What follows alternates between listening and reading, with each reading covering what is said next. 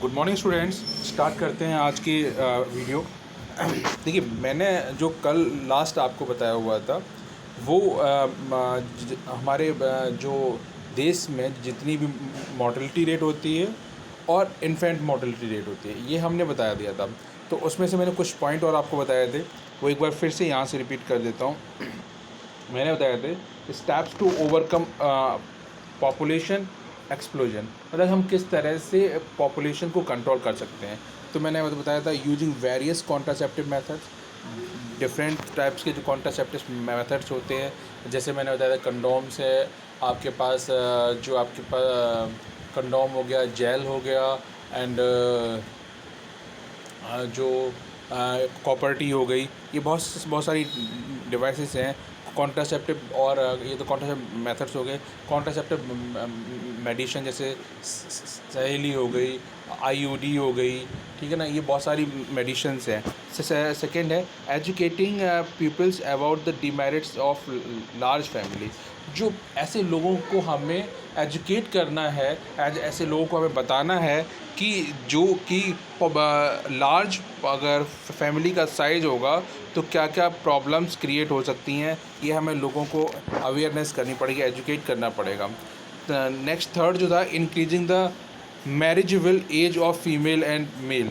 हमें ये उनको मतलब जो जितने पेरेंट्स हैं उनको अवेयरनेस करना पड़ेगा, बच्चों को अवेयरनेस करना पड़ेगा कि जो मेल और फीमेल की एज है वो थोड़ा सा उसमें डिफरेंस रहे और एज थोड़ी सी ज़्यादा हो जाए। जैसे मतलब हम लोग ज़्यादातर 18-21 में कर देते हैं, या फिर थोड़ा सा और ले जाते हैं 14, 15, 16 में। जो हमने देखा है कि गाँव में मैरिज जल्दी हो जाती हैं, तो थोड़ा सा उसको लेट लेके जाना है, ठीक है ना। तो ज़्यादा ज़्यादा 24, 26, 30 इस एज पर।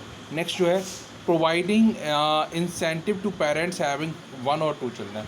ऐसे पेरेंट्स को गवर्नमेंट को कुछ इंसेंटिव देना चाहिए, चाहे वो गवर्नमेंट जॉब के लिए हो सकता है, कोई पैसे के लिए हो सकता है, कुछ और चीज़ों के लिए हो सकता है, जिनके 1 or 2 चिल्ड्रन हैं। तो जिससे क्या हो, काफ़ी हद तक हम पॉपुलेशन को कंट्रोल कर सकते हैं, ठीक है। नेक्स्ट आते हैं हम, अब इसमें फर्स्ट पॉइंट जो है वो लेते हैं कॉन्ट्रासेप्टिव मेथड्स, ठीक है ना। अब कॉन्ट्रासेप्टिव मेथड्स में हमने लिया हुआ है, देखिए are use to prevent unwanted pregnancy and modifying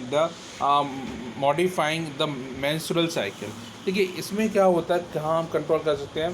contraceptive method are use to prevent the unwanted pregnancy. Unwanted pregnancy को हम क्या कर सकते हैं, यहाँ पे प्रिवेंट कर सकते हैं, रोक सकते हैं।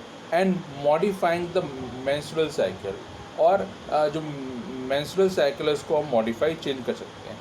An ideal of contraceptive should be. देखिए नेक्स्ट इसमें है यूजर फ्रेंडली, ठीक है ना, एंड ईजली अवेलेबल। मतलब जो कॉन्ट्रासेप्टिव मेथड्स हैं वो बहुत ऐसा नहीं कि हार्ड, उनसे आपकी बॉडी को कोई नुकसान होगा, कुछ और प्रॉब्लम्स होगी, ऐसा नहीं होता। वो आपकी बॉडी के अकॉर्डिंग होते हैं, इसीलिए उनको यूजर फ्रेंडली बोला जाता है। ईजली अवेलेबल होते हैं, हर जगह अवेलेबल हैं। इफ़ेक्टिव्स हैं, रिवर्सिबल है, मतलब कि आप मतलब एक बार यूज करने का दोबारा भी यूज कर सकते हैं, ठीक है। नो साइड इफ़ेक्ट्स, ठीक है, नो वे, और उनसे कोई साइड इफ़ेक्ट नहीं, no way interference the sexual desire and sexual act. That means उनसे हमारी सेक्सुअल लाइफ पर कोई प्रभाव नहीं पड़ने वाला है। तो दैट मीन्स ये वो ऐसे मेथड्स हैं जिनको हम बार बार उनका यूज कर सकते हैं, ठीक है ना। तो ये जो है ये क्या से कॉन्ट्रासेप्टिव मेथड को यूज करना, अगर आप उनको यूज करोगे तो दैट मीन्स क्या होगा कि हम उनके लिए कभी भी हमारे पास प्रॉब्लम क्रिएट नहीं होगी, ठीक है। नेक्स्ट आते हैं, contraceptive methods could be divided into following categories, ठीक है ना। फॉलोइंग कैटेगरीज कौन कौन से हैं, ये देखिए जो है नेचुरल एंड ट्रेडिशनल मेथड, ठीक है ना। मतलब जैसे उसके बाद आता है बैरियर मेथड, जो हम जो भी हम कर रहे हैं, जिस तरह से हम रोकना चाहें तो हम उस तरह से भी हम उसको रोक सकते हैं। मतलब बाई द जिस तरह मतलब बाई नेचुरल जो फॉर्म होती है उस तरह से भी हम जो है सेक्स को रोक सकते हैं, ताकि उसमें क्या होगा, वो एक जो है हम कॉन्ट्रासेप्टिव मेथड से हम जो है अनवांटेड प्रेगनेंसी को रोक सकते हैं। सेकेंड जो है barrier method.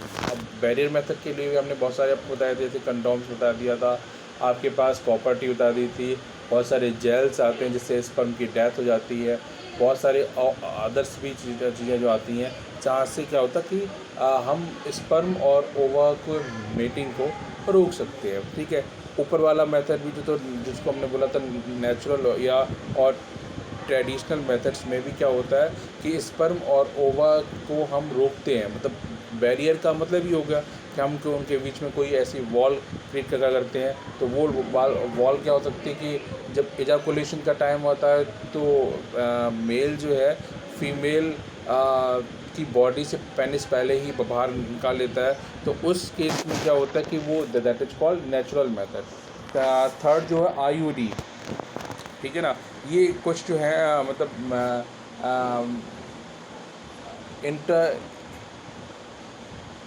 Intra uterine devices हैं जो फीमेल की यूट्रस में लगाई जाती हैं।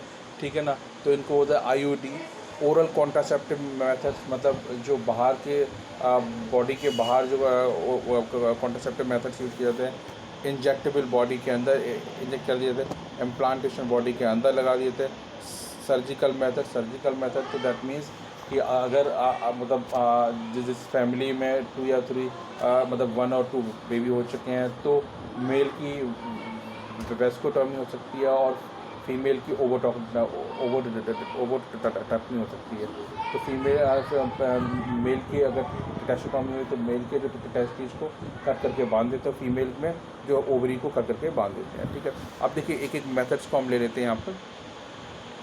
अब फर्स्ट जो आता है natural method, works on the principle avoiding chances of ovum and sperm meeting. मैंने अभी आपको बताया था। इसमें क्या होता है कि जो है कि जो इस जो नेचुरल मेथड जो प्रिंसिपल काम करता है वो वही है कि ओवम और स्पर्म की मीटिंग नहीं होनी चाहिए। ठीक है ना, तो उसको अवॉइड करते हैं। किस तरह से करते हैं? Periodic absences. The couples avoid coitus from day to 10 to 17 menstrual cycle and chances of fertilization are very high. During this period it is called fertile period. ठीक है, इसमें अगर आपने ध्यान से पढ़ा होगा फीमेल मेंस्ट्रुएशन साइकिल पढ़ा होगा तो मैंने डे बाई डे को बताया हुआ है कि फर्स्ट 1 to 5 तक जो ब्लीडिंग होती है जिसको हमने 3 to 5 बोला हुआ, 3 to 5 डेज़ के लिए ब्लीडिंग होती है। उसके बाद फिर से न्यू साइकिल स्टार्ट होती है। न्यू साइकिल्स में भी जो होता है 6 to 18 डेज के लिए जो होता है वो उस समय सबसे ज़्यादा फर्टाइल पीरियड होता है। ठीक है ना, तो दैट मीन्स जैसे हमने बोला था 12 to 18, तो यहाँ पर दिया 10 to 17। तो अगर उन दिनों जिस समय ओवा फीमेल की बॉडी में रिलीज हो चुका है और वो फीमेल के जो फैलोपियन ट्यूब में आ जाएगा तो वहाँ पर अगर उन दिनों मतलब 10 to 17 डेज जो फीमेल फर्टिलाइज साइकिल चलती है, सॉरी फीमेल की ब्लीडिंग साइकिल चलती है, तो 10 to 17 डेज जो मैंने जिन डेज को दिया हुआ है उन डेज में अगर मेल उनके साथ फीमेल के साथ सेक्स नहीं करता है, कॉपुलेशन नहीं करता, कोइटियस नहीं करता है, तो इस केस में क्या होगा कि वहाँ पर फर्टिलाइजेशन नहीं हो पाएगा। ठीक है ना, तो दैट मीन्स क्योंकि उन दिनों ही सबसे ज़्यादा फर्टिलाइजेशन का चांसेस होते हैं। तो 10 to 16 डेज जो होते हैं, 10 to 16, 17, 18 डेज, आप 18 डेज मान के चलिए, तो इन दिनों में सबसे ज़्यादा जो होते हैं फर्टिलाइजेशन चांस। अगर फर्टिलाइजेशन होगा तो जाइगोट बनेगा तो एम्ब्रियो बनेगा तो बेबी बनेगा। ठीक है ना, तो फर्स्ट में मेरी बात आप समझ चुके होंगे कि जो नेचुरल मेथड में क्या किया कि जो एग और स्पर्म को मतलब मीटिंग नहीं होने दिया, उनकी मीटिंग नहीं होनी दी है, तो इसीलिए वहाँ पे बोला periodic एब्सेंसी।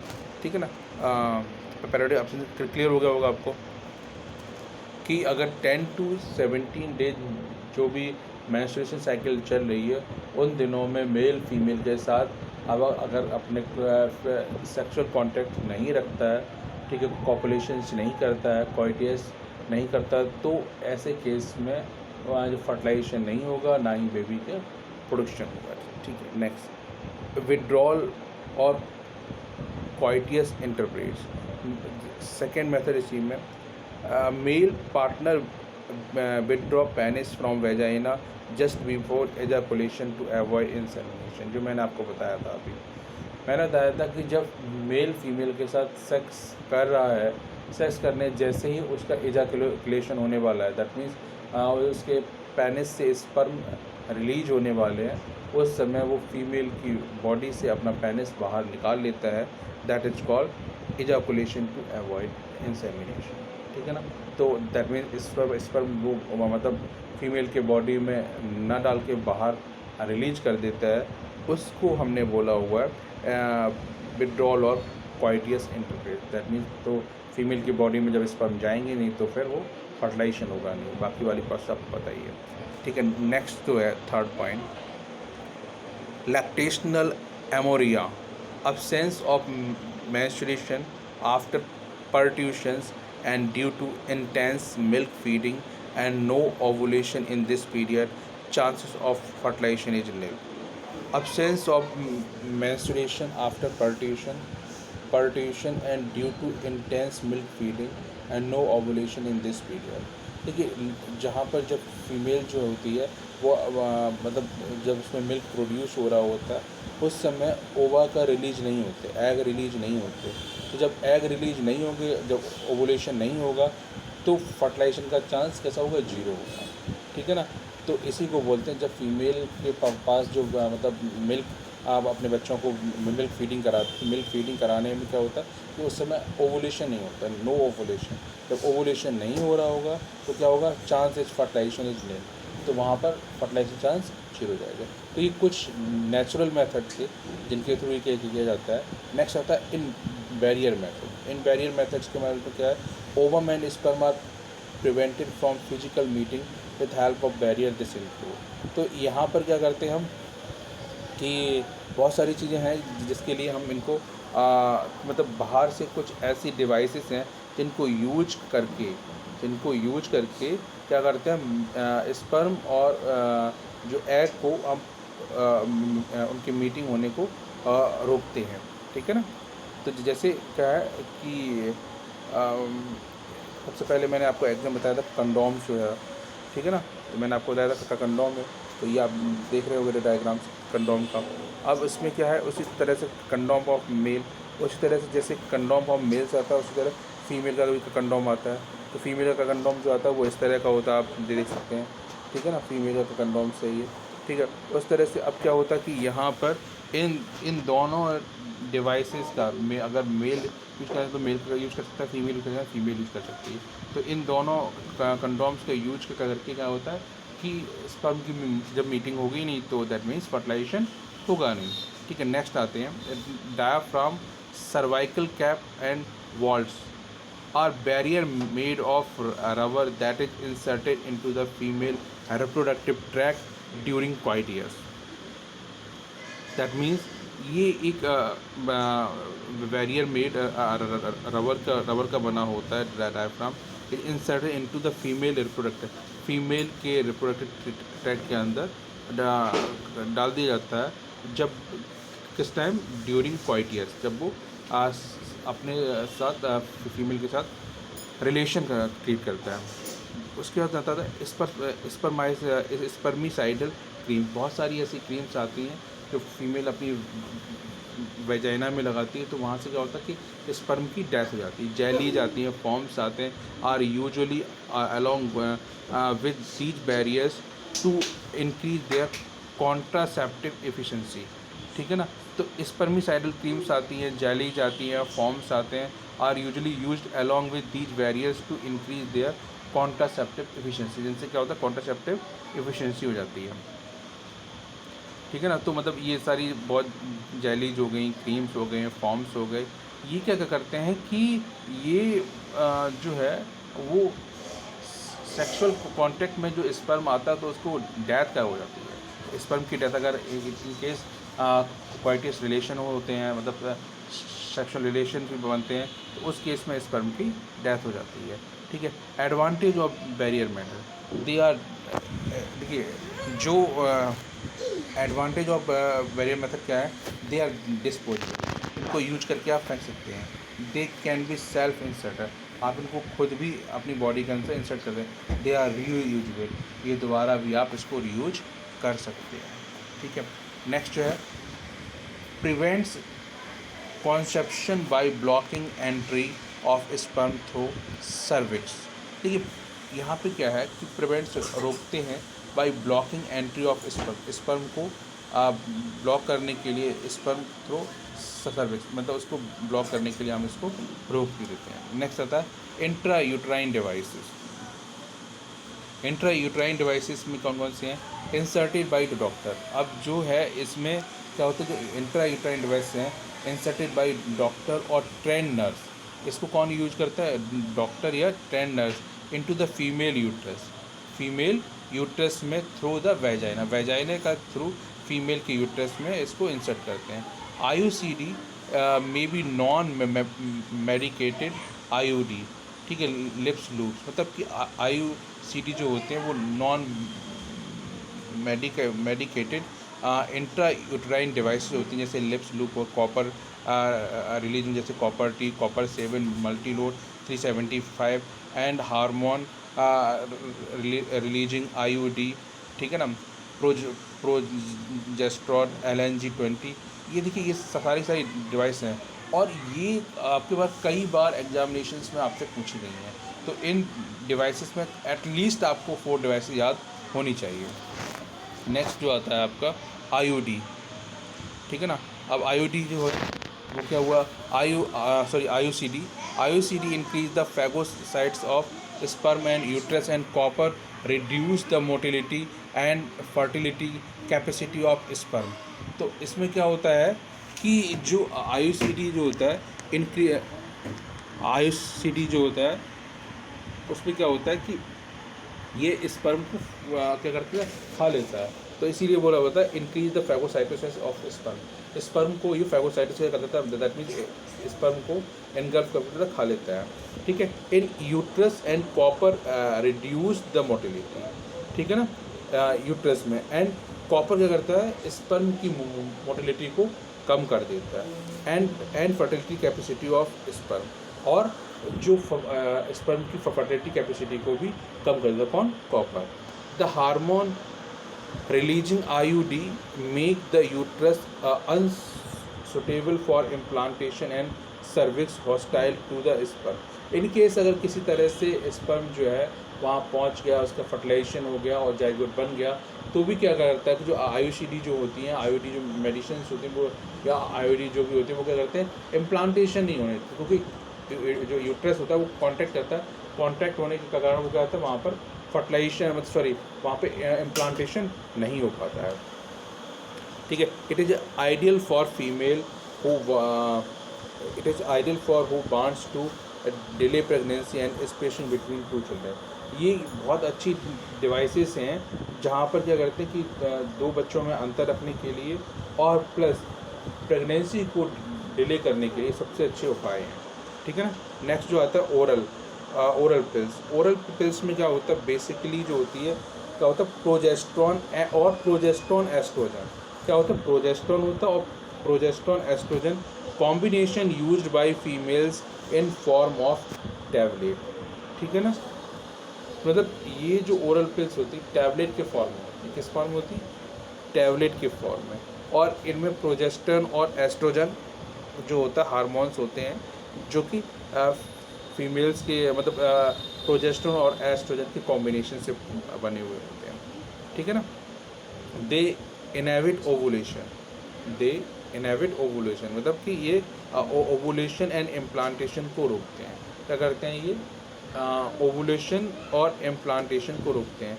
As well as change the quality of cervical mucus to prevent retard entry of sperm. ठीक है ना, as well as change the quality of cervical mucus. इसमें क्या होता है कि as well as change the quality, मतलब ये क्या करते हैं, जो क्वालिटी को भी क्या करते हैं, चेंज कर देते हैं, of cervical mucus to prevent retard entry of sperm, मतलब कि स्पर्म को बिल्कुल भी नहीं जाने देते हैं। ठीक है ना। Administration of progesterone or progesterone estrogen combination within 72 hours of coitus is found to be very effective as emergency contraceptive. मतलब अगर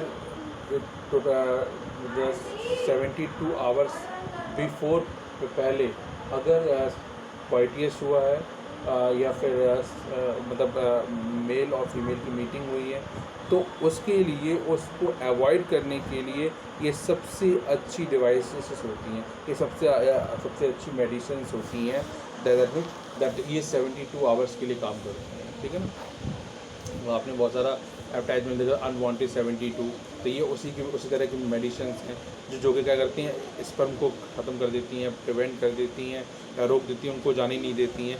ठीक है ना, क्योंकि इनके अंदर देखिए ये क्वेश्चंस कई बार पूछा गया, लेकिन क्वेश्चंस का लेवल समझने की कोशिश करिए। क्वेश्चन यहाँ से पूछा जाता है कि जो ओरल पिल्स होती हैं, ओरल पिल्स में जो कौन सा हार्मोन होता है, कौन सा हार्मोन का रेशियो होता है, तो आपको पता है कौन सा हार्मोन होगा, प्रोजेस्टेरोन और एस्ट्रोजन का कॉम्बिनेशन होता है। अब नेक्स्ट आता है surgical method. This method is also called sterilization.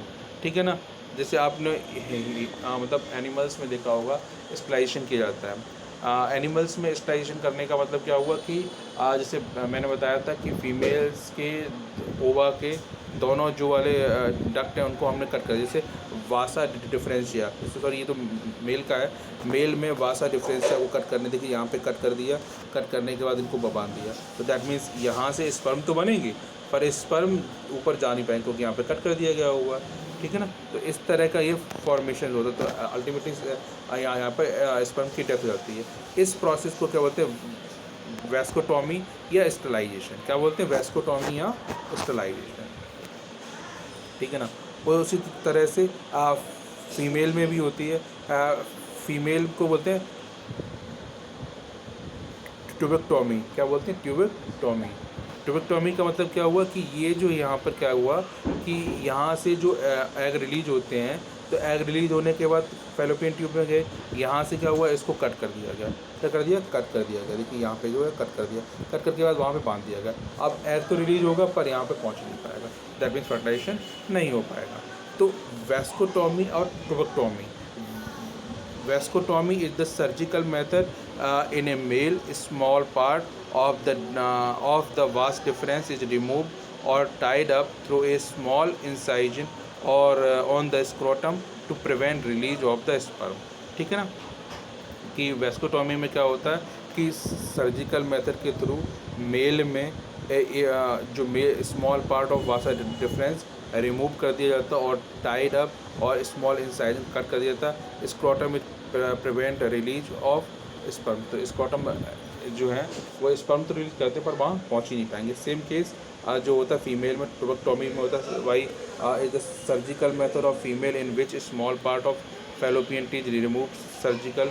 This technique is highly effective but their reversibility is poor. इसको वापस नहीं किया सकता है।